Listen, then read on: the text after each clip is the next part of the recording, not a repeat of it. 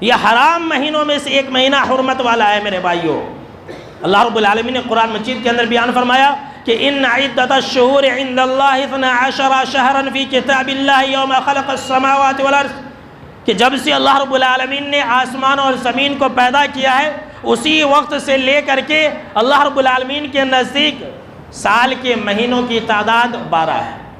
منہا اربعۃ حرم، اس میں سے 4 مہینے یہ حرمت والے، 4 مہینے، 3 مہینے لگاتار ہے، ذی قعدہ، ذی الحجہ جو بقرعید کا مہینہ تھا اس سے پہلے کا ایک مہینہ، اور یہ آخری مہینہ ہے محرم، یعنی کہ لگاتار۔ اس کے بعد جو ہے پھر ایک بیچ میں آتا ہے رجب کا مہینہ آتا ہے۔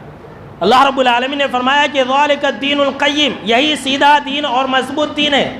فلا تظلموا فیہن انفسکم، تو تم جو ہے ان 4 مہینوں کے اندر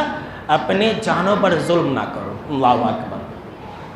فلا تظلموا فیہن انفسکم، اپنے جانوں پر ظلم نہ کرو، اس کا مطلب کیا ہے؟ حافظ ابن کثیر رحمۃ اللہ علیہ نے اپنی کتاب کے اندر یہ بات نقل کی ہے حضرت عبداللہ بن عباس رضی اللہ تعالی عنہ سے کہ جو حرمت والے مہینے ہیں نا،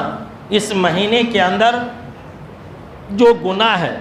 جو برائی ہے، اس کی سزا بہت بڑھ جاتی ہے۔ اللہ اکبر، ان 4 مہینوں کے اندر گناہ کی سزا بہت ہی زیادہ بڑھا دی جاتی ہے، اور ان 4 مہینوں کے اندر نیکیوں کا اجر اور ثواب بہت بڑھا دیا جاتا ہے۔ جی ہاں میرے بھائیوں،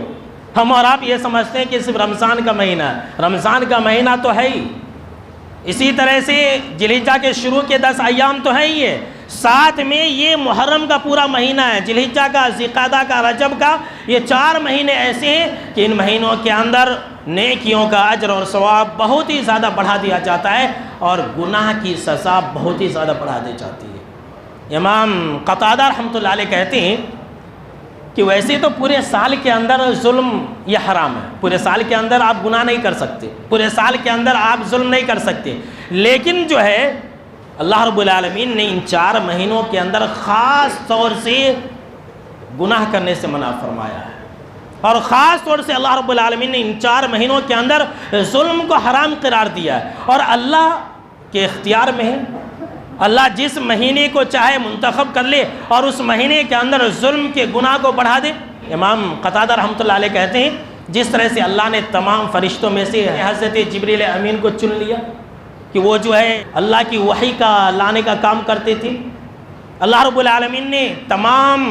روئے زمین میں سے مسجدوں کو چن لیا، اللہ رب العالمین نے تمام مہینوں میں سے ان 4 مہینے کو اور رمضان کو چن لیا، اللہ رب العالمین نے راتوں میں سے شب قدر کی رات کو چن لیا، اللہ رب العالمین نے دنوں میں سے جمعہ کے دن کو چن لیا، اور اللہ رب العالمین نے تمام کلام میں قرآن مجید کو منتخب فرما لیا۔ تو یہ اللہ کے اختیار میں ہے، اللہ جس کو چاہے عظیم بنا دے۔ امام قتادہ رحمۃ اللہ علیہ کہتے ہیں لہٰذا اے لوگو،